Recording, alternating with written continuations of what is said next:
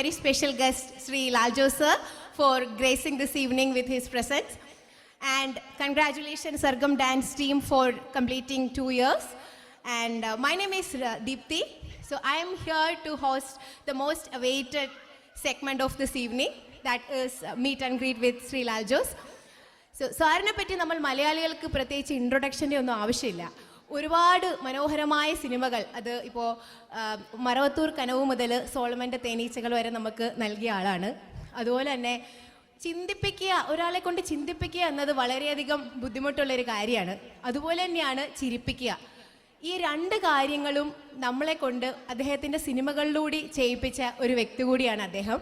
അപ്പോൾ അതുകൊണ്ട് തന്നെ ഈ ഒരു സെഗ്മെൻറ്റ് കൊണ്ട് തന്നെ നമ്മൾ ഉദ്ദേശിക്കുന്നത് അദ്ദേഹത്തിൻ്റെ ചിന്തകളും തമാശകളും ഒക്കെ അദ്ദേഹത്തിൽ നിന്ന് തന്നെ നമുക്ക് കേൾക്കാനായിട്ടുള്ള ഒരു അവസരമായിട്ടാണ്.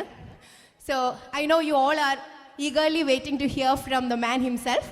So ladies and gentlemen, put your hands together for Sri Laljos. Sir, please. ഞാൻ പറഞ്ഞ പോലെ തന്നെ ഈ സെഗ്മെൻറ്റ് കൊണ്ട് ഉദ്ദേശിക്കുന്നത് നിങ്ങൾക്ക് ഇദ്ദേഹത്തോട് ചോദിക്കാനുള്ള ക്വസ്റ്റ്യൻസ് ഒക്കെ ചോദിക്കാം. അപ്പോൾ സിനിമകൾ പോലെ തന്നെ ഇദ്ദേഹത്തിൻ്റെ ഇൻ്റർവ്യൂസ് ഒക്കെ കാണുന്നവർക്ക് മനസ്സിലാവും യാത്രകളും ഒരുപാട് ഇഷ്ടപ്പെടുന്ന ഒരാളോടെയാണ് സാർ, അല്ലേ? അപ്പോൾ സിനിമയിൽ നിന്നും നമുക്ക് ഒരു യൂഷ്വൽ പ്രൊഫഷണൽ അല്ലാത്ത ആൾക്കാർക്ക് കിട്ടുന്ന ഒരുപാട് എക്സ്പീരിയൻസസും പുതിയ ആൾക്കാരെ കാണാനും പറ്റും. അതുപോലെ തന്നെയാണ് യാത്രകളും. നമ്മൾ ഒരുപാട് യാത്ര ചെയ്യുമ്പോൾ യൂഷ്വലി നമ്മളൊരു സ്ഥലത്ത് തന്നെ ഇരിക്കുന്നതിനേക്കാൾ കൂടുതൽ ഒരുപാട് എക്സ്പീരിയൻസസ് നമുക്ക് കിട്ടും. അപ്പോൾ ഈ രണ്ട് ഫീൽഡിലും കൂടി ഒരുപാട് എക്സ്പീരിയൻസസ് ഉള്ള ഒരു വ്യക്തിയാണ് അദ്ദേഹം. നമുക്ക് usually in A common man's life നമുക്ക് കിട്ടാത്ത പല കാര്യങ്ങളും പല അനുഭവങ്ങളും അദ്ദേഹത്തിന് ഉണ്ടാവും. അപ്പോൾ ഇത് നിങ്ങളുടെ ഒരു അവസരമാണ് അദ്ദേഹത്തോട് ചോദിച്ച് പല കാര്യങ്ങളും മനസ്സിലാക്കാനുള്ളത്. അപ്പോൾ ഇഫ് യു ഡോണ്ട് മൈൻഡ്, ഞാൻ തന്നെ ആദ്യത്തെ ഒരു ക്വസ്റ്റ്യൻ ചോദിച്ചുകൊണ്ട് ഇത് തുടങ്ങാം സാർ. അപ്പോൾ ഞാനിപ്പോൾ പറഞ്ഞ പോലെ തന്നെ സാറ് യാത്രകൾ ഒരുപാട് ഇഷ്ടപ്പെടുന്ന ഒരാളാണ്. And you are A very good narrator. ഇപ്പോൾ സാറിൻ്റെ യൂട്യൂബ് വീഡിയോ ചാനൽസൊക്കെ നമ്മൾ തുടങ്ങിക്കഴിഞ്ഞ് കഴിഞ്ഞാൽ പിന്നെ നിർത്താൻ പറ്റില്ല, അതിങ്ങനെ കണ്ടുകൊണ്ടേയിരിക്കും. അപ്പോൾ ഈ സാറിൻ്റെ യാത്രയും സിനിമകളും ഇത് രണ്ടും കൂടി എപ്പോഴെങ്കിലും ക്രോസ് ആയിട്ടുണ്ട്? അതായത് ഒരു യാത്രയിൽ കേട്ട അനുഭവം ഒരു സിനിമയെ ഇൻസ്പയർ ആക്കിയ സിനിമ എടുക്കുക, അങ്ങനെ എപ്പോഴെങ്കിലും സംഭവിച്ചിട്ടുണ്ടോ? യാത്രയിൽ കേട്ട സംഭവം സിനിമയിലെടുക്കുക എന്ന് പറയുന്നത് അങ്ങനെ ഉണ്ടായിട്ടില്ല. പക്ഷെ ഞാൻ കൊച്ചിയിൽ നിന്ന് ലണ്ടനിലേക്ക് ഒരു കാർ യാത്ര നടത്തിയിരുന്നു. അപ്പോൾ ആ യാത്രയിൽ സെൻറ്റ് പീറ്റേഴ്സ്ബർഗ് എന്ന് പറഞ്ഞ സ്ഥലം കണ്ടിരുന്നു. അവിടെ ചെന്നപ്പോൾ അവിടെ കുറച്ച് ആളുകളെയൊക്കെ പരിചയപ്പെട്ടിരുന്നു. അവിടെ കുറച്ചൊരു നല്ല ഫ്രണ്ട്സൊക്കെ ഉണ്ടായി ആ യാത്രയിൽ. അപ്പോൾ പിന്നീട് ഞാൻ യാത്ര കഴിഞ്ഞ് തിരിച്ചു വന്നപ്പോൾ നീന എന്ന് പറഞ്ഞൊരു സിനിമ ചെയ്തു, നീന. അപ്പോൾ ആ സിനിമ ചെയ്യുമ്പോൾ അതിൽ കേരളമല്ലാത്ത ഒരു സ്ഥലം, വേറെ ക്ലൈമറ്റുള്ള, വേറെ ആംബിയൻസ് ഉള്ളൊരു സ്ഥലം വേണമായിരുന്നു, തുടക്കവും അവസാനവും. അപ്പോൾ പെട്ടെന്ന് ഞാൻ ഈ സെൻറ്റ് പീറ്റേഴ്സ്ബർഗിനെ കുറിച്ച് ഓർത്തു. അവിടെ വിൻ്ററിൽ -10 ഒക്കെ വരും. അപ്പോൾ അങ്ങനെ ഒരു സ്ഥലമാവാം, അപ്പോൾ സ്നോ ഒക്കെ ആയിട്ടുള്ള ഒരു ഷൂട്ട് ചെയ്യാമെന്ന് വിചാരിച്ചിട്ട് അങ്ങനെ സെൻറ്റ് പീറ്റേഴ്സ്ബർഗിലാണ് നീനയുടെ ബിഗിനിങ്ങും എൻഡും ഒരു സോങ് ഒക്കെ ഷൂട്ട് ചെയ്തത്. അപ്പോൾ അത് ആ യാത്ര കൊണ്ട് കിട്ടിയൊരു ഗുണമാണ്. അവിടെ ഉണ്ടായിരുന്ന ആൾക്കാർ എന്നെ ഹെൽപ്പ് ചെയ്തു അത് ഷൂട്ട് ചെയ്യാൻ വേണ്ടിയിട്ട്. ഒരു മൈക്കൂടെ. Thank you so much sir. ആ സിനിമ വളരെ മനോഹരമായിട്ടുള്ള ഒരു സിനിമയാണ്. ആൻ അഗസ്റ്റിനും ദീപ്തി സദേവും വളരെ ഇഷ്ടം, രണ്ട് സ്ട്രോങ് ഫീമെയിൽ ക്യാരക്ടേഴ്സ് ഉള്ള ഒരു സിനിമ കൂടിയാണ്. Thank you so much sir. ഇനി അടുത്ത ഞാൻ നിങ്ങളിലേക്ക് വരികയാണ്. അപ്പോൾ നിങ്ങൾക്ക് ഇദ്ദേഹത്തോട് ചോദിക്കാനുള്ള ചോദ്യം, ആരാണ് ആദ്യം? ഒരാൾക്ക് ചോദ്യം ചോദിക്കാം. ഇവിടെ ഒരാൾ റെഡിയായി നിൽപ്പുണ്ട്. ചോദ്യം ഞാനല്ല ചോദിക്കുന്നത്. ഞാൻ ലാൽജോ സാറിൻ്റെ അടുത്ത് ക്വസ്റ്റ്യൻസ് ചോദിക്കാൻ പറഞ്ഞപ്പോൾ വളരെ ഇൻട്രസ്റ്റഡ് ആയിട്ട് ഒത്തിരി ആൾക്കാർ സദസ്സിൻ്റെ അവിടെ വീടായിട്ട് നടപ്പുണ്ട്. കുറച്ച് പേര് ഭക്ഷണത്തിൻ്റെ ഇവിടെ തിരക്കിലാണോ എന്ന് വരെ എനിക്ക് സംശയമുണ്ട്. കാണുന്ന ആൾക്കാർ വെച്ച് ഫസ്റ്റ് നമുക്ക് തുടങ്ങാം. ഓക്കെ, ഇവിടെ വളരെ എന്തൂസിയാസ്റ്റിക് ആയിട്ട് 1-2 പേരുണ്ട്. മൈക്ക് ഇങ്ങോട്ട് കൊണ്ടുപോയി കഴിഞ്ഞാൽ ശബ്ദം ഉണ്ടാവുമോ? കൊണ്ടുപോയി നോക്കൂ.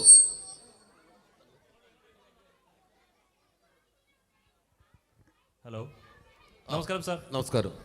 എൻ്റെ ചോദ്യം എന്താണെന്ന് വെച്ച് കഴിഞ്ഞാൽ, പൊതുവേ ഒരു സ്ക്രിപ്റ്റിൽ നിന്നാണല്ലോ, ഒരു സ്ക്രീൻ പ്ലേ അതാണല്ലോ ഏറ്റവും ഇമ്പോർട്ടൻ്റ് ആയിട്ടൊരു ഘടകം. പലതവണ കേട്ടിട്ടുണ്ട് ശ്രീനിവാസൻ സാറൊക്കെ ഡയലോഗുകളൊക്കെ എഴുതുന്നത് അവിടെ സെറ്റിൽ വന്നിട്ടാണ്, പക്ഷേ സ്ക്രീൻ പ്ലേ ഓൾറെഡി ഉണ്ടാവും, അപ്പോൾ അവിടെ നിന്ന് വരുന്നു എന്നുള്ളത്. പക്ഷേ എന്നാലും കേൾക്കുന്ന കഥകളെന്ന് പറഞ്ഞു കഴിഞ്ഞാൽ ഒരു പക്ഷേ സ്ക്രീൻ പ്ലേയിൽ നിന്ന് പിന്നെ ഡയറക്ഷനിലേക്ക് വരുമ്പോൾ കഥ പല സമയത്തും ഒരു മാറ്റം വരുത്തേണ്ടി വരും, അല്ലേ? ഒരു പക്ഷേ ഏറ്റവും കൂടുതൽ എനിക്ക് തോന്നുന്നു ഹിസ്സൈനസ് അബ്ദുള്ളയെ കുറിച്ചിട്ട് ഞങ്ങളൊരു കഥ കേട്ടിട്ടുണ്ടായിരുന്നു, കഥ മാറ്റി എന്നുള്ളത്. അപ്പോൾ സാറിന് അങ്ങനത്തെ ഒരു ഘട്ടം വരുമ്പോഴത്തേക്കും അവിടെ as A director you are the captain of the ship. അപ്പം അങ്ങനെ ഇരിക്കുന്ന ഒരു സിറ്റുവേഷനിൽ സാർ നേരെ സ്ക്രിപ്റ്ററിൻ്റെ അടുത്ത് പോവോ, അദ്ദേഹത്തിൻ്റെ അടുത്ത് സംസാരിക്കുമോ, അദ്ദേഹത്തിൻ്റെ അടുത്ത് പറയാണ്ടുള്ള മാറ്റങ്ങൾ വരുത്തുമോ, അങ്ങനെ ഏതെങ്കിലും ഒരു അനുഭവം സാറിൻ്റെ സിനിമയിൽ ഉണ്ടായിട്ടുണ്ടോ എന്നുള്ളതാണ് എനിക്കറിയാനുള്ളത്. അതെങ്ങനെ ഹാൻഡിൽ ചെയ്തു എന്നുള്ളത്. അല്ല, സിനിമയിൽ എപ്പോഴും പ്രത്യേകിച്ച് ഹ്യൂമർ ഉള്ള സിനിമകൾ ചെയ്യുമ്പോൾ, കോമഡി സിനിമകൾ ചെയ്യുമ്പോൾ സ്പോട്ട് ഇംപ്രവൈസേഷൻസ് എന്ന് പറയുന്നത് ഒരുപാട് സംഭവിക്കും. എല്ലാത്തിനും നമുക്ക് സ്ക്രിപ്റ്റ് റൈറ്ററോട് പോയിട്ട് പെർമിഷൻ എടുക്കാനൊന്നും പറ്റില്ല. ചിലപ്പോൾ അദ്ദേഹം സെറ്റിലുണ്ടാവും, ഇനിയിപ്പോൾ ഇല്ലെങ്കിൽ തന്നെ അത് ഡയറക്ടറുടെ ഒരു ഫ്രീഡമാണ്, അത് വേണ്ട മാറ്റങ്ങൾ വരുത്തുക എന്നുള്ളത്. സ്ക്രിപ്റ്റ് ആക്ച്വലി ഒരു ബ്ലൂ പ്രിൻ്റ് തന്നെയാണ്. ഒരു സിനിമ തുടങ്ങുമ്പോൾ അതിൻ്റെ ഒരു ബേസിക് സ്കെൽറ്റൺ അല്ലെങ്കിൽ ബേസിക് അടിത്തറ എന്ന് പറയുന്നത് സ്ക്രിപ്റ്റ് തന്നെയാണ്. പക്ഷെ ആ സ്ക്രിപ്റ്റിൽ നിന്ന് സിനിമ എൻഹാൻസ്ഡ് ആവണം, അല്ലെങ്കിൽ സ്ക്രിപ്റ്റിൽ നിന്ന് സിനിമ എലിവേറ്റഡ് ആവണം. അപ്പോഴാണ് അത് നല്ല സിനിമയാവുക. വിജയിക്കുന്ന സിനിമകൾ എല്ലാം സ്ക്രിപ്റ്റിൽ നിന്ന് എലിവേറ്റഡ് ആയിട്ടുള്ള സിനിമകളാണ്. ഞാൻ നീലത്താമര എന്ന് പറഞ്ഞൊരു സിനിമ ചെയ്തിട്ടുണ്ട്. MT വാസുദേവൻ നായർ സാറായിരുന്നു അത് സ്ക്രിപ്റ്റ് എഴുതിയത്. അപ്പോൾ ആ സിനിമ ഷൂട്ട് ചെയ്ത് കഴിഞ്ഞു, സിനിമ എഡിറ്റ് ചെയ്ത് കഴിഞ്ഞിട്ട് ഞാൻ അദ്ദേഹത്തിനെ കാണിക്കാൻ കൊണ്ടുപോയി. അപ്പം ഈ 10ാം ക്ലാസ് പരീക്ഷ എഴുതിയിട്ട് റിസൾട്ട് വെയിറ്റ് ചെയ്യുന്ന പോലത്തെ ഒരു അവസ്ഥയാണ്. അദ്ദേഹം ഇരുന്ന് കാണുകയാണ്, ഞാൻ അദ്ദേഹത്തോടൊപ്പം ഇരിക്കുന്നുണ്ട്. അപ്പോൾ അദ്ദേഹം കണ്ടു കഴിഞ്ഞിട്ട് എന്നോട് പറഞ്ഞത് ഈ ഡയലോഗാണ് പറഞ്ഞത്, ഒരു സ്ക്രിപ്റ്റ് അതുപോലെ കോപ്പി എടുക്കാനാണെങ്കിൽ ഒരു സിറോക്സ് മെഷീൻ മതി, സ്ക്രിപ്റ്റിൽ നിന്ന് സിനിമ എലിവേറ്റഡ് ആവണം, അത് ഡയറക്ടറുടെ കയ്യിലാണ് ഇരിക്കുന്നത്. ഈ സിനിമ സ്ക്രിപ്റ്റിൽ നിന്ന് എലിവേറ്റഡ് ആയിട്ടുണ്ട്, ഞാൻ ഹാപ്പിയാണ് എന്ന് പറഞ്ഞു. അപ്പോൾ അത് ഉണ്ട്. അപ്പോൾ ചെറിയ മാറ്റങ്ങൾ ആ സ്ക്രിപ്റ്റിൽ പോലും വരുത്തേണ്ടി വന്നിട്ടുണ്ട് ഷൂട്ട് ചെയ്യേണ്ട സമയത്ത്. ശ്രീനേട്ടൻ ചെയ്ത മറവത്തൂർ കനവിൽ ആ സ്ക്രിപ്റ്റിൽ എനിക്ക് ലൊക്കേഷനിൽ സ്പോട്ടിൽ മാറ്റങ്ങൾ വരുത്തേണ്ടി വന്നിട്ടുണ്ട്. അതിൻ്റെ പേരിൽ ചെറിയ ഫ്രിക്ഷൻ ഞങ്ങൾ തമ്മിൽ ഉണ്ടായിട്ടുണ്ട്. അതുകൊണ്ട് അത് പലപ്പോഴും ആൾ സ്ഥലത്തില്ലെങ്കിൽ നമുക്കറിയാം ഫൈനലി ഇതാണ് വേണ്ടത്, അപ്പോൾ ഇതിൻ്റെ ഒരു പെർഫെക്ഷനാണ് വേണ്ടത്, സിനിമ നന്നാവുകയാണ് വേണ്ടത്. അപ്പോൾ ആ മാറ്റം, അനിവാര്യമായ മാറ്റം ചെയ്യുക എന്നുള്ളതാണ്. ഇപ്പോൾ മീശമാധവൻ എന്ന് പറയുന്ന സിനിമ എഴുതിയതുപോലെ അല്ല ഷൂട്ട് ചെയ്തത്. അതൊരു ബേസിക് ആ സ്ട്രക്ചർ മാത്രം ഉപയോഗിച്ചിട്ട് സ്പോട്ട് ഇംപ്രവൈസേഷൻസ് ആയിരുന്നു മുഴുവൻ. അതിൽ അഭിനയിക്കുന്നത് ജഗദീഷ് ശ്രീകുമാറും ദിലീപും ഒക്കെ കയ്യിൽ നിന്നിടുന്നതിൻ്റെ ആശാന്മാരാണ്. അപ്പോൾ അതിൽ ഏറ്റവും നല്ലത് ചൂസ് ചെയ്യുക എന്നുള്ളതാണ്. ഇപ്പോൾ സ്ക്രിപ്റ്റ് എന്ന് പറയുന്നത് ഒരു മതഗ്രന്ഥമൊന്നുമല്ലല്ലോ, അത് ഒരിക്കലും തിരുത്തപ്പെടാൻ പാടില്ല എന്ന് പറയും. അപ്പോൾ അതിനെ ബേസ് ചെയ്തിട്ട് അത് നമ്മുടെ ഒരു പലപ്പോഴും സ്ക്രിപ്റ്റ് നമുക്കൊരു എന്താ പറയുക ഒരു ബേസാണ്. നമ്മൾ ഒരുപാട് കാട് കയറി വഴിതെറ്റി പോകാതിരിക്കാൻ. പക്ഷെ ആ ഗൈഡ് ലൈനിൻ്റെ ഉള്ളിൽ നിന്നുകൊണ്ട് ഇംപ്രവൈസ് ചെയ്യുകയും ബെറ്റർ ആവുകയും ചെയ്തുകൊണ്ടിരിക്കണം. Thank you so much sir. ഇനി ആർക്കാണ് ചോദിക്കാനുള്ളത് സാറിൻ്റെ അടുത്ത്? ദാ ഇവിടെ ഒരാൾ കൈപൊക്കിയിട്ടുണ്ട്. എന്താണ് പേര് പറഞ്ഞോളൂ. നമസ്കാരം, എൻ്റെ പേര് അജയ്. സാറിൻ്റെ ഒരു കാസ്റ്റിംഗ് മാജിക് അതെങ്ങനെയാണ് സംഭവിക്കുന്നത്? അതായത് ആദ്യമായി ഒരാളെ കാണുകയാണെങ്കിൽ അയാൾ തൻ്റെ സിനിമയ്ക്ക് അനുയോജ്യനാണ്, അല്ലെങ്കിൽ എന്ത് ക്വാളിറ്റീസാണ് ഒരാളിൽ കാണുന്നത്, ആ ഒരു സ്പാർക്ക് അതെങ്ങനെയാണ് സാറിൽ വരുന്നത്? ഒന്ന് കുറച്ച് സൈലൻസ്, കുട്ടികളുടെ ബഹളം നമുക്ക് മനസ്സിലാക്കാം. മുതിർന്ന ആളുകളും സംസാരിക്കുമ്പോൾ അവിടെ ഇരുന്ന് സംസാരിക്കുകയാണെങ്കിൽ ഞാൻ എഴുന്നേറ്റ് പോകും. അതൊരു ഇൻസൾട്ടാണ്. നിങ്ങൾ നാട്ടിൽ നിന്ന് വന്ന ഒരാളെ വിളിച്ചു കൊണ്ടുവന്ന് ഇവിടെ ഇരുത്തിയിട്ട് നിങ്ങൾ ചോദ്യം ചോദിക്കുന്നു, ഞാൻ ഉത്തരം പറയുന്നു. നിങ്ങൾ അവിടെ ഇരുന്നിട്ട് വീട്ടുകാർ നാളത്തെ കറിയുടെ കഷ്ണം എന്താണ് വേണ്ടതെന്നൊക്കെ ചോദിക്കുക, സംസാരിക്കാൻ നിൽക്കുന്നുണ്ടെങ്കിൽ ഞാൻ ഈ പണിക്ക് വരേണ്ട കാര്യമില്ല. കുട്ടികൾ പോട്ടെ, പിള്ളേർ കളിക്കട്ടെ. മുതിർന്ന ആൾക്കാർ അവരെക്കാൾ മോശമാവരുത്. ഞാനൊരു സംവിധായകനാണ്, ഒരു ഹെഡ് മാഷാണ്. അപ്പോൾ ഇങ്ങനെ എനിക്ക് ഈ ടോണിലേ എനിക്ക് സംസാരിക്കാൻ അറിയുള്ളൂ. കാസ്റ്റിംഗ് എപ്പോഴും സംഭവിക്കുന്നത്, നിങ്ങൾക്കിപ്പോൾ ഭയങ്കര ടാലൻറ്റഡ് ആയിട്ടുള്ള ഒരാളെ കണ്ടാലും നമുക്ക് അയാളെ വെച്ചിട്ട് നമുക്ക് ഇങ്ങനെ ഒരു സിനിമ ചെയ്യാം അങ്ങനെയൊന്നും തോന്നില്ല. നമുക്ക് എപ്പോഴും ആ കാര്യം വർക്ക് ചെയ്യുന്നത് നിങ്ങളൊരു സ്ക്രിപ്റ്റിൽ വർക്ക് ചെയ്ത് നിങ്ങൾ റെഡിയാണ്. എൻ്റെ കയ്യിലൊരു സ്ക്രിപ്റ്റ് ഉണ്ട്, അത് റെഡിയാണ്. ഞാൻ ഇനി അതിൻ്റെ കാസ്റ്റിങ്ങിലേക്ക് കടക്കണമെന്ന് തീരുമാനിക്കുന്ന സമയത്ത് നിങ്ങളുടെ മനസ്സിൽ ഓരോ ക്യാരക്ടേഴ്സിനും കൃത്യമായ സ്ട്രക്ചറും രൂപവും ഷേപ്പൊക്കെ ഉണ്ടാവും. അപ്പോൾ ആ ആളെയാണ് നമ്മളിങ്ങനെ കാണുന്ന ആളുകളിലൊക്കെ തിരയുക. അപ്പോൾ ചിലപ്പോൾ ഈ സ്വയംവരത്തിന് രാജകുമാരി ഒരു രാജകുമാരൻ്റെ കഴുത്തിൽ മാലയിടുന്നത് പോലെയാണത്. നമ്മളൊക്കെ വിചാരിച്ചിരിക്കുന്നത് സ്വയംവരത്തിന് മാലയുമായി നടക്കുന്ന രാജകുമാരി ഏറ്റവും ഭംഗിയുള്ള ഒരുത്തൻ്റെ കഴുത്തിൽ മാലയിടണമെന്നാണ്. അങ്ങനെയല്ല. അവർക്ക് ഗുരു ഒരു മന്ത്രം ഉപദേശിക്കും. ആ മന്ത്രം ചൊല്ലിക്കഴിഞ്ഞാൽ കല്യാണം കഴിക്കേണ്ട പുരുഷൻ്റെ രൂപം അവരുടെ മനസ്സിലെ സ്ക്രീനിൽ വരുമെന്നാണ് പറയുന്നത്. ആ മുഖമാണ് അവർ ഓരോ രാജകുമാരന്മാരിലും അന്വേഷിക്കുന്നത്. അതുപോലെയാണ് ഒരു സംവിധായകൻ സ്വയംവരത്തിന് ഇറങ്ങുന്ന രാജകുമാരിയെ പോലെയാണ്. തൻ്റെ കഥാപാത്രങ്ങളെ ഈ ആളുകളുടെ ഇടയിൽ തേടിക്കൊണ്ടിരിക്കും. Such a beautiful answer. ഇതാണ് സാറിൻ്റെ നറേഷൻ നമ്മളെല്ലാവരും കേട്ടിരുന്നപ്പോൾ. അപ്പോൾ ഒന്നും കൂടി ഞാൻ ഓർമ്മപ്പെടുത്തട്ടെ, നിങ്ങളെല്ലാവരും ദയവ് ചെയ്ത് സൈലൻ്റ് ആയിട്ടിരുന്ന് ഇത് എൻജോയ് ചെയ്യണം. ഇത് എപ്പോഴും കിട്ടുന്ന ഒരു അവസരമല്ല നമുക്ക്. അല്ല എൻജോയ് ചെയ്യണമെന്ന് നിർബന്ധമില്ല. താല്പര്യമില്ലാത്ത ആൾക്കാർ പുറത്തേക്ക് പോവാം. അതെ, നോ കമ്പൽഷൻ. അവര് അടുത്ത ചോദ്യം ചോദിക്കാനായിട്ട് ഇവിടെ ഒരാൾ റെഡിയായി നിൽപ്പുണ്ട്. So passing on the mic. നമസ്കാരം സർ. സാർ നേരത്തെ നല്ലൊരു നമ്മുടെ ചുറ്റുമുള്ള സന്ദർഭങ്ങളും മനുഷ്യരെയും ഒബ്സർവ് ചെയ്യാനുള്ള കഴിവാണ് ഒരു നറേറ്റർക്ക് ഏറ്റവും കൂടുതൽ വേണ്ടത് ഞാൻ ആരൊക്കെയോ പറഞ്ഞു കേട്ടിട്ടുണ്ട്. സാർ നേരത്തെ സാറിൻ്റെ ഇൻട്രോയിൽ പറയാനിടയായി UK മലയാളികളും US മലയാളികളും ദുബായ് മലയാളികളും തമ്മിൽ ഒരുപാട് വ്യത്യാസങ്ങളുണ്ടെന്ന്. അത് ഞാൻ കുറച്ച് ക്യൂരിയസ് ആണ്. എന്താണ് ആ ഡിഫറൻസ്? 1. 2, UK മലയാളികളിൽ താങ്കൾ കണ്ട ഏറ്റവും വലിയ ഡിഫറൻസ് എന്താണ് സർ? Thank you. അത് ട്രേഡ് സീക്രട്ടാണ്, അത് പറയാൻ പാടില്ല. പക്ഷേ നമ്മൾ വിദേശത്താണ്, ഇപ്പം നമ്മൾ എയർപോർട്ടുകളിലൊക്കെയാണ് പല സ്ഥലത്തു നിന്നുള്ള പ്രവാസികൾ നമ്മൾ ഫ്ലൈറ്റിന് ഒരു 2 മണിക്കൂർ 3 മണിക്കൂറൊക്കെ ഉണ്ടാവും. ലോഞ്ചിൽ എവിടെയെങ്കിലും ഒരു മൂലയിൽ നമ്മളൊരു പുസ്തകമൊക്കെ വായിച്ചിരിക്കുന്നുണ്ടാവും. അപ്പോൾ ഓരോ സ്ഥലത്ത് നിന്നുള്ള ആളുകൾ നമ്മളോട് വന്നിട്ട് സംസാരിക്കുമ്പോൾ തന്നെ ഞാൻ ചോദിക്കും, നിങ്ങൾ UK നിന്നാണോ അല്ലെങ്കിൽ നിങ്ങൾ US നിന്നാണോ? ഇപ്പോൾ അതിപ്പോൾ എങ്ങനെയാണ് നിങ്ങൾക്ക് അത് പറഞ്ഞു തരുന്നതല്ല, നമുക്കത് മനസ്സിലാവും. അത് ഓരോ ഇപ്പോൾ UAE നോക്കുകയാണെങ്കിൽ UAEയിൽ ദുബായ് എന്ന് പറഞ്ഞു കഴിഞ്ഞാൽ ദുബായിലുള്ള ദുബായ്ക്കാരൻ പ്രവാസിയാണെങ്കിൽ നേരെ നമ്മുടെ അടുത്ത് വന്നിരിക്കും. നമ്മൾ വായിക്കുകയാണോ അതൊന്നും വിഷയമൊന്നുമില്ല, അടുത്ത് വന്നിരിക്കും. എന്നിട്ട് എവിടേക്കാണ് പോകണം, എന്താ ഇപ്പോൾ സിനിമയൊന്നുമില്ലേ, എന്താ സിനിമ ചെയ്തിട്ട് കുറേ കാലമായല്ലോ വെച്ചാൽ വളരെ അടുപ്പമുള്ള വളരെ ദീർഘകാല പരിചയമുള്ള, പ്രത്യേകിച്ച് എന്നോട് ആളുകൾക്ക് അങ്ങനെ ഒരു അടുപ്പമുണ്ട്. നമ്മൾ ഈ നെറ്റിലും TV-യിലൊക്കെ കണ്ടിട്ട് അവർക്ക് ഭയങ്കര വീട്ടിലൊരാളെ പോലെ പരിചയമുണ്ട്. അതേസമയം UK എന്നുള്ള ഒരാളാണെന്നുണ്ടെങ്കിൽ അയാൾ ഒരിക്കലും അങ്ങനെ വന്നിരിക്കില്ല, വരുമില്ല. അങ്ങനെ അപ്പുറത്ത് മാറി നിന്നിട്ട് നമ്മളെങ്ങനെ രൂക്ഷമായി നോക്കിക്കൊണ്ട് തന്നെ ഇരിക്കും. അപ്പോൾ കുറേ നോക്കുന്ന കാണുമ്പോൾ നമുക്ക് മനസ്സിലാവും പുള്ളിക്ക് എന്താ സംസാരിക്കാൻ ആഗ്രഹമുണ്ട്. അപ്പോൾ നമ്മൾ ഇവിടുന്ന് എഴുന്നേറ്റിട്ട് അങ്ങോട്ട് ചെല്ലും. UK-ലേക്കല്ലേ, ലണ്ടനിലേക്കല്ലേ, ഹീത്രോ ആണോ എന്ന് നമ്മൾ അങ്ങോട്ട് ചോദിക്കും, നമുക്കറിയാം.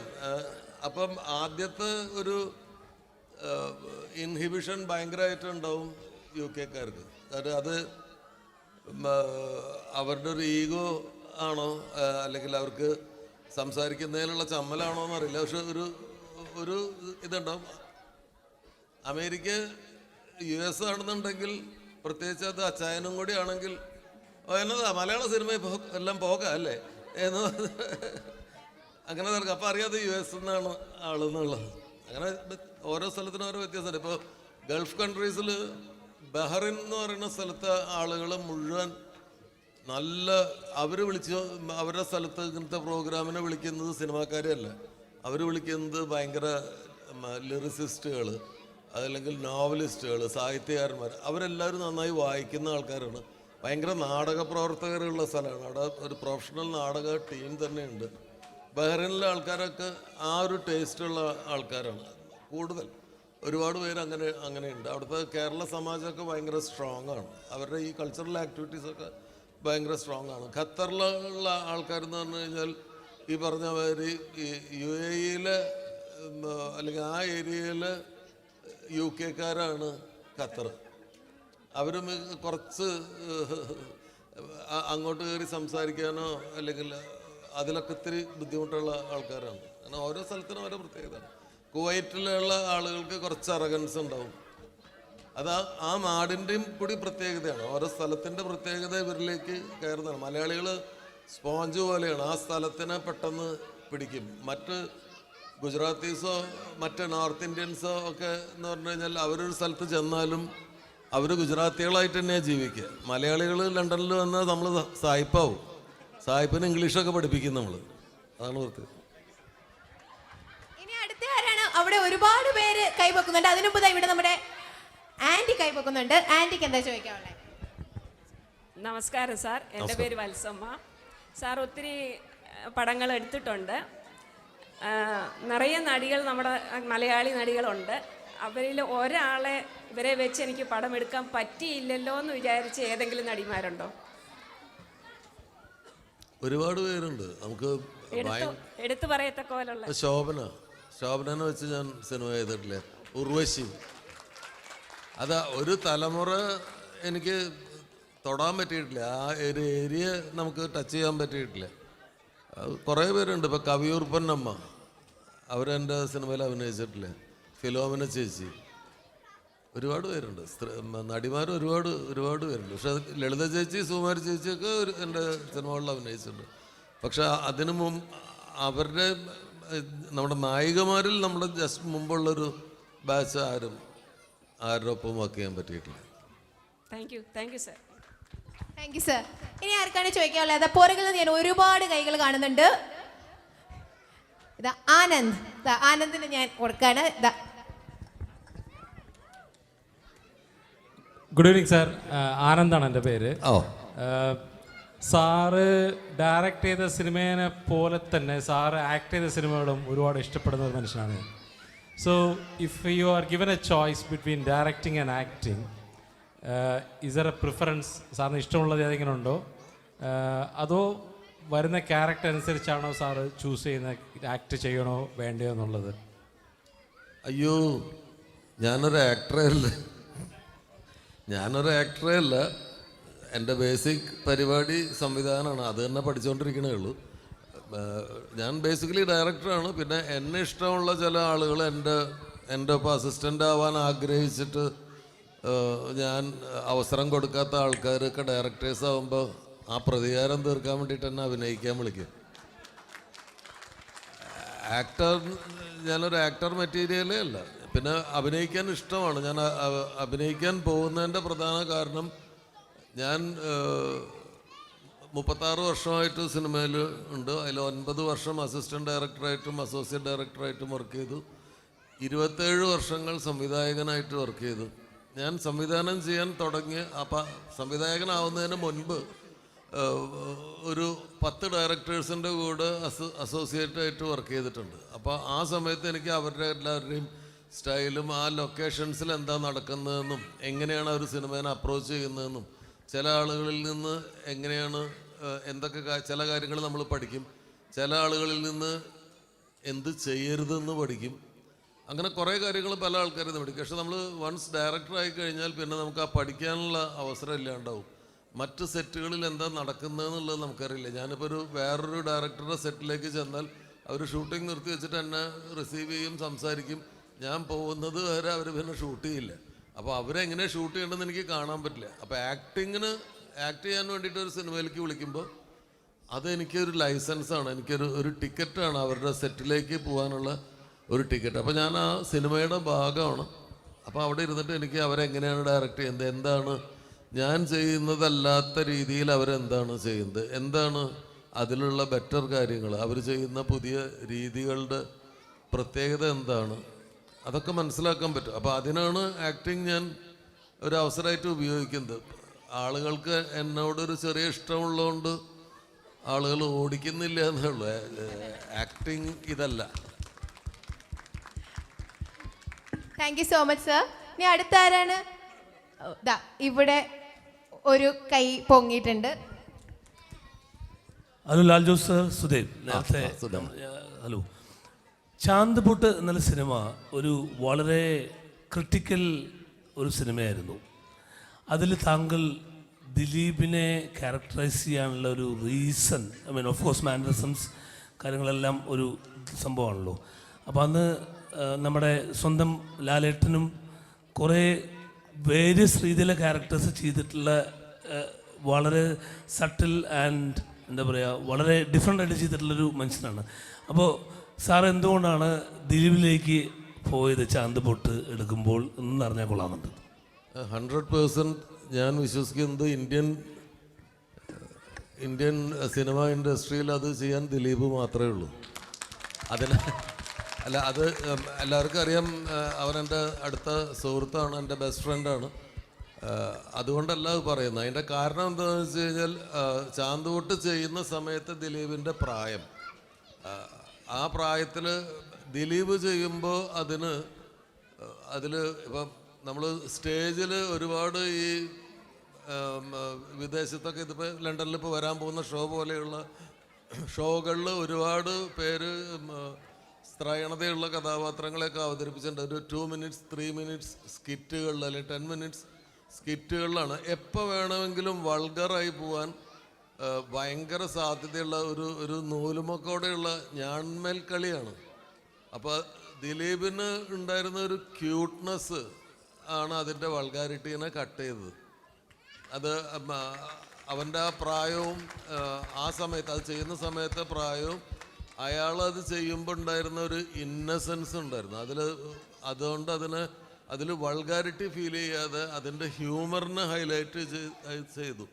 അത് വേറൊരാൾക്കും ചെയ്യാൻ പറ്റില്ല. രണ്ടാമത്തെ കാര്യം, ആ സിനിമ തമിഴിൽ, ഹിന്ദിയിൽ, തെലുങ്കിൽ, കന്നഡയിൽ 4 ഭാഷയിൽ ചെയ്യാൻ വേണ്ടിയിട്ട് ഞങ്ങൾക്ക് പൈസ തന്ന് അതിൻ്റെ സ്റ്റോറി റൈറ്റ്സ് എല്ലാ ഭാഷകളിലും മേടിച്ചുകൊണ്ട് അവിടെ ഇങ്ങനെ മലയാളത്തിലൊരു സിനിമ ഹിറ്റായിട്ടുണ്ട് എന്ന് പറയുമ്പോൾ ഹീറോസ് പറയും അത് റൈറ്റ്സ് മേടിക്കാൻ പറയും. അങ്ങനെ മേടിച്ചു കൊണ്ടിട്ട് ഈ പടം കണ്ടതിന് ശേഷം അവരെല്ലാവരും ഭയന്ന് പിന്മാറി.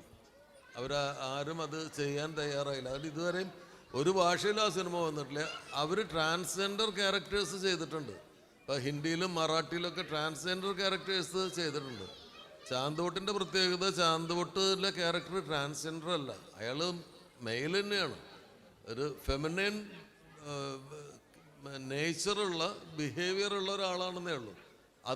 അത് ഭയങ്കര ബ്രിമ്മിൽ നിൽക്കുന്നൊരു ക്യാരക്ടറാണ്. അതുകൊണ്ടാണ് വേറൊരു ഭാഷയിലും ഇത് റൈറ്റ്സ് മേടിച്ചിട്ടും ആരും ചെയ്യാതിരുന്നത്. Wow, thank you so much sir. അടുത്ത ഇവിടെ ഒരാൾ ചോദ്യം ചോദിക്കാൻ റെഡി ആയി നിൽപ്പുണ്ട്. Good evening sir. Good evening. കാണാം. എൻ്റെ ചോദ്യം സിമ്പിളാണ്. ഞാൻ 90s ജനിച്ച ആളാണ്. അപ്പം ഞങ്ങൾ റിപ്പീറ്റായിട്ട് കണ്ട സിനിമകളിൽ ഫോർ എക്സാമ്പിൾ മീശ മാധവൻ, അതുപോലെ സാറിന് ചാന്തുപൊട്ട്, ഒരുപാട് സിനിമകൾ കണ്ടിട്ടുണ്ട്. പക്ഷേ ഇന്നത്തെ ഒരു ജനറേഷനിൽ ആ ഒരു റിപ്പീറ്റ് വാല്യൂ ഉള്ള സിനിമകൾ നമുക്ക് അങ്ങ് കാണാൻ പറ്റുന്നില്ല. എൻ്റെ പെർസ്പെക്റ്റീവാണ് ഞാൻ പറയുന്നത്. അപ്പം ഈ ഒരു ജനറേഷന് വേണ്ടി സാറിന് പഴയ ആക്ടേഴ്സ് എല്ലാവരും ഇപ്പോൾ നമ്മളിവിടെ ഇല്ല, സാറിന് സിനിമയിൽ അഭിനയിച്ചവർ, എന്നാലും ആ ഒരു റിപ്പീറ്റ് വാല്യൂ ഉള്ള രീതിയിലുള്ളൊരു സിനിമ ഇന്നത്തെ ജനറേഷനിലേക്ക് സാറിന് കൊണ്ടുവരാൻ പറ്റുമോ എന്നാണ് എൻ്റെ ചോദ്യം. അറിയില്ല. നമ്മളിപ്പോൾ ഓരോ സിനിമ ചെയ്യുമ്പോഴും നമ്മൾ അത് റിപ്പീറ്റ് വാല്യൂ ഉണ്ടാവും ആ സിനിമയ്ക്ക് എന്ന് വിചാരിച്ചിട്ടോ അല്ലെങ്കിൽ ഇതൊരു ഭയങ്കര ഹിറ്റാവുമെന്ന് വിചാരിച്ചിട്ടോ അല്ല ചെയ്തിട്ടുള്ളത്. സിനിമ ചെയ്യുന്നു, സിനിമ നമുക്കൊരു കഥ ഇഷ്ടമായിട്ട് ഇത് ഇനി ആളുകളോട് പറഞ്ഞില്ലെങ്കിൽ എനിക്ക് ഉറക്കം വരില്ല എന്ന് തോന്നുമ്പോഴാണ് ഞാൻ ആ ഒരു സിനിമ ചെയ്യാൻ തീരുമാനിക്കുന്നത്. അപ്പോൾ ആ സിനിമ തിയേറ്ററിൽ വന്നു കഴിയുമ്പോഴാണ് റിപ്പീറ്റ് വാല്യൂ ഉള്ള സിനിമയാണെന്നൊക്കെ പറയുന്നത്. അപ്പോൾ അത് നമുക്ക് പറയാൻ പറ്റില്ല. നമ്മൾ ഒരു സിനിമ ചെയ്യുമ്പോൾ നമ്മൾ ആഗ്രഹിക്കുന്നത് അതാണ്, എല്ലാവർക്കും ഇത് ഇഷ്ടമാവണം, തിയേറ്ററിൽ ഒരു മാജിക് സ്പെല്ല് ഉണ്ടാവണം, എല്ലാ ആളുകൾക്കും ഇഷ്ടമാവണം. സിനിമ കഴിഞ്ഞ് വീട്ടിലേക്ക് പോകുമ്പോൾ ആളുകൾ ഈ സിനിമയിൽ നിന്ന് എന്തെങ്കിലും വീട്ടിലേക്ക് കൊണ്ടുപോകണം, പിന്നീട് എപ്പോഴെങ്കിലും ഒന്നും കൂടി കാണണമെന്ന് അവർക്ക് തോന്നണം. ഇതാണ് ഞാൻ സിനിമ ചെയ്യുമ്പോൾ എപ്പോഴും ആഗ്രഹിക്കാറുള്ളത്. അത് ഇനിയും സംഭവിക്കില്ല എന്നൊന്നും പറയാൻ പറ്റില്ല. അതിനിപ്പോൾ പഴയ നടന്മാർ തന്നെ വേണമെന്ന് നിർബന്ധമൊന്നുമില്ല, പലരും ഇല്ല, ഒരു മെജോറിറ്റി ആൾക്കാരില്ല. നമ്മൾ സിനിമ മുമ്പ് മീശമാധവനൊക്കെ ചെയ്യുമ്പോൾ ഇപ്പം മീശമാധവൻ കാണുമ്പോൾ ടി വിയിലൊക്കെ വരുമ്പോൾ കാണുമ്പോൾ സങ്കടമാണ്. ഞാൻ കാണാറേ ഇല്ല, കാരണം പല ഫ്രെയിമുകളിലുമുള്ള എല്ലാവരും പോയിട്ടുണ്ട്, എല്ലാ ആൾക്കാരും പോയി. ഇപ്പോൾ മറവത്തൂർ കനവ് എല്ലാ സോങ് ടി വിയിൽ വരുമ്പോൾ ആ സോങ്ങിൽ താറാക്കൂട്ടം എന്ന് പറഞ്ഞിട്ട് പാട്ട് പാടിയിട്ട് വരുന്ന ആ ഗ്രൂപ്പിൽ അഗസ്റ്റിൻ ചേട്ടനില്ല, ജെയിംസ് ഇല്ല, കലാഭവൻ മണി ഇല്ല. അപ്പോൾ ആൾക്കാർ അത് വീണ്ടും കിട്ടില്ല എന്തായാലും. പക്ഷെ അല്ലാതെയും റിപ്പീറ്റ് വാല്യൂ ഉള്ള സിനിമകൾ പുതിയ ആളുകളെ വെച്ചിട്ട് ഉണ്ടാവും. ദൈവം അനുഗ്രഹിക്കട്ടെ. ഞങ്ങൾ മിസ് ചെയ്യുന്നു അങ്ങനത്തെ സിനിമകൾ. അതെ, ഞാൻ ശ്രമിക്കാം. Thank you so much sir. Thank you. ഇവിടെ ഒരു കൈ പൊങ്ങിയിട്ടുണ്ട്. എന്താണ് ചോദിക്കാനുള്ളത്? ഈ ലൈറ്റ് ഒന്ന് ഓഫ് ചെയ്യോ? ഈ ലൈറ്റ് ഏതെങ്കിലും രണ്ടെണ്ണമെങ്കിലും ഒന്ന് ഓഫ് ചെയ്യോ? കണ്ണ് കാണാനല്ലേ? ശരി സർ, ജയലക്ഷ്മി എന്നാണ് പേര്. ഫസ്റ്റ് ഓഫ് ഓൾ ഒരു ബിഗ് താങ്ക്സ് ആണ്. മലയാള സിനിമയ്ക്ക് 3 പതിറ്റാണ്ടായിട്ട് സാറ് സമ്മാനിച്ച കഥയ്ക്കും കഥകൾക്കും കഥാപാത്രങ്ങൾക്കും ഒരു വലിയ താങ്ക്സ്. സോ എൻ്റെ ക്വസ്റ്റ്യൻ, സാർ പറഞ്ഞ പോലെ 27 വർഷങ്ങളായിട്ട് ദുബായും സ്പെയിനും ഒക്കെ കടന്ന് സാറിൻ്റെ കഥകളും കഥാപാത്രങ്ങളും ലോകമൊക്കെ സഞ്ചരിച്ചിട്ടുണ്ട്. പക്ഷേ എങ്കിലും സാറിൻ്റെ ഒപ്പമുള്ള മറ്റ് ഡയറക്ടേഴ്സിനെ പോലെ മറ്റ് ഭാഷകളിൽ സിനിമ സംവിധാനം ചെയ്യാൻ എന്തുകൊണ്ടാണ് സാർ തയ്യാറാവാത്തത്? ഒരു തെലുഗു ഫിലിം ഞാൻ കണ്ടു ഗൂഗിളിൽ. അതല്ലാതെ പ്രിഡോമിനൻ്റ്ലി എന്തുകൊണ്ടാണ് മലയാളത്തിൽ തന്നെ സ്ട്രിക്റ്റ് ആയിട്ട് നിൽക്കുന്നത്? അതോടൊപ്പം തന്നെ സാറിൻ്റെ സിനിമകൾ സാർ എന്തുകൊണ്ടാണ് ബ്ലോക്ക് ബസ്റ്റർ ആയിട്ട് പോലും അത് റീമേക്ക് ചെയ്യേണ്ടെന്ന് തീരുമാനിച്ചത്? രണ്ട് നല്ല ചോദ്യങ്ങളാണ്. ഒന്നാമത്തെ പ്രധാന കാര്യം, ഭാഷ എന്ന് പറയുന്നത് ഒരു വലിയ കാര്യമാണ്. ഞാൻ ചെയ്ത സിനിമകളെല്ലാം എൻ്റെ കൾച്ചറൽ ഡീപ്ലി റൂട്ടഡാണ്. ഞാൻ ചെയ്ത നല്ലതോ ചീത്തയോ ആയിക്കോട്ടെ സിനിമ, പക്ഷെ ആ സിനിമകളെല്ലാം എൻ്റെ കൾച്ചറൽ ഡീപ്ലി റൂട്ടഡായിട്ടുള്ള കഥകളാണ്. മലയാളത്തിൻ്റെ ഭാഷയുടെ പ്രത്യേകതകളും ഭാഷയുടെ ഉൾപ്പിരിവുകളുമൊക്കെ കൃത്യമായിട്ട് ഉപയോഗിച്ചിട്ടുള്ള സിനിമകളാണ്. എൻ്റെ സിനിമകളിൽ ഹ്യൂമർ ഭാഷയുമായി കണക്റ്റഡ് ആയിട്ടാണ്, അല്ലാതെ വെറുതെ ഗോഷ്ഠി കാണിച്ചിട്ടോ അല്ലെങ്കിൽ ആംഗ്യ ഭാഷയിലല്ല അത് നടക്കുന്നത്. അപ്പോൾ ആ സ്വാതന്ത്ര്യം എനിക്ക് തെലുങ്കിലോ ഹിന്ദിയിലോ കന്നഡയിലോ ഒന്നും അത്രയും സ്വാധീനം എനിക്ക് ആ ഭാഷകളിലില്ല. അപ്പോൾ നമ്മളത്, ഞാൻ വിചാരിക്കുന്ന ഒരാളുടെ സക്സസ് എന്ന് പറയുന്നത് അയാളുടെ ലിമിറ്റേഷൻസ് അയാൾ മനസ്സിലാക്കുമ്പോഴാണ്. എൻ്റെ ലിമിറ്റേഷനാണത്. ആ ഭാഷയിൽ എനിക്ക് ആ സ്വാധീനമില്ല. ഇപ്പം തമിഴിലാണെങ്കിൽ ഞാൻ ട്രൈ ചെയ്യും. ഞാൻ തമിഴിലൊരു സിനിമ ചെയ്യാൻ പോയതാണ്. അത് പിന്നെ നിർഭാഗ്യത്തിൻ്റെ ഒരു ഘടകമുണ്ട്. ഞാൻ തമിഴിലൊരു സിനിമ ചെയ്യാൻ പോയി. മഴ വരെ പോകത് എന്നായിരുന്നു ആ സിനിമയുടെ പേര്. മഴ വരാൻ പോകുന്നു എന്നായിരുന്നു ആ സിനിമയുടെ പേര്. അത് പക്ഷേ ലാസ്റ്റ് മിനിറ്റിൽ അത് തുടങ്ങേണ്ട സമയത്ത് അതിൻ്റെ പ്രൊഡ്യൂസർ ദുബായിൽ ജയിലിലായി. അങ്ങനെ ആ സിനിമ മുടങ്ങിപ്പോയി. ഹിന്ദിയിലൊരു സിനിമ സെയ്ഫ് അലി ഖാനെയൊക്കെ വെച്ചിട്ടുള്ളൊരു സിനിമ പ്ലാൻ ചെയ്തിരുന്നു. അത് തുടങ്ങുന്ന സമയത്ത് പ്രൊഡ്യൂസർ എബ്സ്കോണ്ടിങ് ആയി. അങ്ങനെ ഇയാളെവിടെ പോയി എന്നറിയില്ല. അങ്ങനെ ഞാൻ കുറേ കാലം അന്വേഷിച്ചിരുന്നു. ആ കഥ വേറൊരു ഭാഷയിലും ചെയ്യാൻ പറ്റില്ല. അത് കാർഗിൽ വാറിൻ്റെ പശ്ചാത്തലത്തിൽ കാശ്മീരിൽ ഷൂട്ട് ചെയ്യുന്ന ഒരു സിനിമയായിരുന്നു. നായകൻ ഒരു കാശ്മീരി മുസ്ലിമും നായിക ഒരു തമിഴത്തി കുട്ടി, തമിഴ്നാട്ടിൽ നിന്നുള്ളൊരു പെൺകുട്ടി, അവളുടെ പട്ടാളക്കാരനായ ചേട്ടൻ്റെ ഒപ്പം താമസിക്കുന്ന ഒരു പെൺകുട്ടിയും ഒക്കെ ആയിട്ടുള്ളൊരു പരിപാടിയായിരുന്നു. അതിപ്പം മലയാളത്തിൽ വേറൊരു ഭാഷയിൽ ചെയ്യാൻ പറ്റില്ല. അതിൻ്റെ പ്രൊഡ്യൂസർ അങ്ങനെ കാണാണ്ടായി. അങ്ങനെ തിരിച്ചു വന്ന് കുറേ കാലം അയാൾ വിളിക്കുന്ന വിചാരിച്ച് കാത്തിരുന്നു. പിന്നെ അവസാനം ക്ലാസ്മേറ്റ്സ് എന്ന് പറഞ്ഞ സിനിമ തുടങ്ങാമെന്ന് തീരുമാനിച്ച് അങ്ങനെ അതിലേക്ക് പോയി. 1 കൊല്ലം കഴിഞ്ഞിട്ടാണ് ആ പ്രൊഡ്യൂസറെ വീണ്ടും കാണുന്നത്. അപ്പോഴാണ് അയാൾ വന്നിട്ട് പറയുന്നത്, അന്ന് ആ സിനിമയുടെ അടുത്ത മൂവ് തുടങ്ങേണ്ട സമയത്ത് ഇയാൾ റോഡിലൂടെ കാർ ഓടിച്ച് പോകുമ്പോൾ ഒരു സ്കൂട്ടറുകാരൻ മുമ്പിൽ വന്ന് ചാടി. അപ്പോൾ ഇയാൾ വണ്ടി നിർത്തിയിട്ട് അയാളുടെ അടുത്ത് ദേഷ്യപ്പെടാൻ വേണ്ടിയായിട്ട് ചെന്നപ്പോൾ സ്കൂട്ടറിൻ്റെ മുമ്പിലുണ്ടായിരുന്ന ഒരു കത്തി എടുത്തിട്ട് ഇയാളുടെ വയറ്റിൽ കയറ്റി കൊടുത്തു. അങ്ങനെ ഇയാൾ അബോധാവസ്ഥയിൽ 1 മാസത്തോളം ഹോസ്പിറ്റലിൽ കിടന്നതാണ്. അപ്പം അതോടുകൂടി ഞാൻ വിചാരിച്ച മറ്റു ഭാഷകളിൽ പോകണ്ട. ഒരു ഹിന്ദി പ്രൊഡ്യൂസർ ജീവൻ കഷ്ടി രക്ഷപ്പെട്ട് മറ്റാൾ ജയിലിലായി. അപ്പോൾ ഇനി മലയാളം തന്നെ നമുക്ക് വിധിച്ചിരിക്കുന്നു. Thank you so much sir. ഇനി അടുത്ത ക്വസ്റ്റ്യൻ ചോദിക്കാനായിട്ട് നമ്മുടെ തെരേസ ഇവിടെ റെഡിയായി നിൽപ്പുണ്ട്. സാർ, എനിക്ക് ചോദിക്കാനുള്ളത്, ജഗതി ശ്രീകുമാർ കുറേ സിനിമകളിൽ അഭിനയിച്ചിട്ടുണ്ടല്ലേ? അപ്പോൾ അദ്ദേഹത്തിൻ്റെ നഷ്ടം നമുക്ക് എങ്ങനെ നികത്താം? സാറിൻ്റെ ഒരു അഭിപ്രായം അതിനെക്കുറിച്ച്. ഒരിക്കലും നികത്താൻ പറ്റില്ല. ഈ ലോകത്ത് ഒരാൾക്ക് പകരം മറ്റൊരാളില്ല. നാളെ ഞാൻ മരിച്ചാൽ അല്ലെങ്കിൽ ഞാൻ അതുപോലെ ആയാൽ വേറെ 1000 ഡയറക്ടേഴ്സ് വരും. പക്ഷേ ലാൽ ജോസ് ആയിരിക്കില്ല. അത് വേറെ ആൾക്കാരാണ്. അവർ ഇതിനേക്കാൾ ബെറ്റർ ആയിരിക്കും. അപ്പം ഞാൻ പറയാറുണ്ട്, നമ്മൾ ഈ നമ്മുടെ റിലിജിയൻ എപ്പോഴും പറയാറുണ്ട് ലോകാവസാനത്തെക്കുറിച്ച്. പക്ഷെ ഞാൻ വിചാരിക്കുന്നത് ഒരാൾ മരിക്കുമ്പോൾ അയാളുടെ ലോകം അവസാനിക്കുന്നു. അപ്പോൾ ഇടയ്ക്കിടയ്ക്ക് ഓരോ ലോകങ്ങൾ അവസാനിക്കുന്നുണ്ട്. മൊത്തം ലോകം തകർന്ന് ആറ്റം ബോംബിട്ട് തകർക്കൊന്നും വേണ്ട. ഒരാൾ മരിക്കുമ്പോൾ അയാളുടെ ലോകം അവസാനിക്കുന്നുണ്ട്. അപ്പോൾ ഒരാൾ പോയാൽ അത് പോയി, പകരം ഒരാളില്ല. That's a very thoughtful insight sir. ഇനി ഇതിൽ അവസാനത്തെ ചോദ്യമാണിത്. നമുക്ക് അവിടെ ഒരാൾ ചോദിക്കുന്നുണ്ട്, അവിടെ വൈറ്റ് ഷർട്ട്. നമുക്ക് സമയത്തിന്റെ പരിമിതി കാരണം ഇത് സാർ തന്നെ ചൂസ് ചെയ്ത ആളാണ്, ആദ്യമായിട്ടാണ്. Manoj. Thanks Deepthi. Hello sir. Hello. എൻ്റെ പേര് മനോജ്. ഇവിടെ എല്ലാവരും ചോദിക്കുന്ന ഒരു ക്വസ്റ്റ്യൻ ഉണ്ട്. നമ്മൾ സാറിൻ്റെ എല്ലാ മൂവിയും തറോലി എൻജോയ് ചെയ്ത എല്ലാവരും ഇവിടെ ഉണ്ടെന്ന് എനിക്കറിയാം. ഇപ്പോൾ ക്ലാസ്മേറ്റ് ആണെങ്കിലും സ്പാനിഷ് മസാല ആണെങ്കിലും മീശമാധവനാണെങ്കിലും. അപ്പോൾ ഇപ്പോൾ ഒരു ട്രെൻഡ് എന്താണെന്ന് വെച്ചാൽ എല്ലാ പടത്തിൻ്റെയും സെക്കൻഡ് പാർട്ട് എന്നുള്ളതാണ്. ഒരു പടം ഹിറ്റായാലും, ഇപ്പോൾ ഞാൻ പറയുകയാണെങ്കിൽ ഹിറ്റായില്ലെങ്കിലും സെക്കൻഡ് പാർട്ടിലേക്ക് പോകുന്ന പല മൂവികളുമുണ്ട്. അപ്പോൾ സാർ അങ്ങനെ എപ്പോഴെങ്കിലും ചിന്തിച്ചിട്ടുണ്ടോ? ഞങ്ങൾക്കത് ഇനി കാണാനുള്ള ഒരു ഭാഗ്യം ഉണ്ടാവും? ഒരിക്കലും സാധ്യതയില്ല. ഒന്നാമത്തെ കാര്യം, ഇപ്പം മീശമാധവൻ സെക്കൻഡ് പാർട്ട് ചെയ്യാമോന്ന് അത് ഇറങ്ങിയ കാലം മുതൽ ആൾക്കാർ ചോദിക്കുന്നത്. അത് ആ സിനിമ വിജയിച്ചു, അതൊരു കൾട്ട് ഫിലിമായി. അതിൻ്റെ സെക്കൻഡ് പാർട്ട് വന്നു കഴിഞ്ഞാൽ അത് ചിലപ്പോൾ നന്നായില്ലെങ്കിൽ ആളുകൾ ആ പേര് മീശമാധവൻ എന്നുള്ള പേരിൽ ഓർക്കുക ആ സിനിമയായിരിക്കും. അതൊരു പൊളിഞ്ഞ പടമല്ലേ എന്ന് പറയും. നല്ലൊരു പേര് കിട്ടിയൊരു സിനിമ അവിടെ ഉണ്ട്, അത് അതിൻ്റെ പാട്ടിന് നന്നായി ഇരുന്നോട്ടെ. ഞാൻ ആകെ ഒരു സിനിമയാണ് സെക്കൻഡ് പാർട്ട് ചെയ്യണമെന്ന് ആഗ്രഹിച്ചിരുന്നത്. വിക്രമാദിത്യൻ എന്നാണ് ആ സിനിമയുടെ പേര്.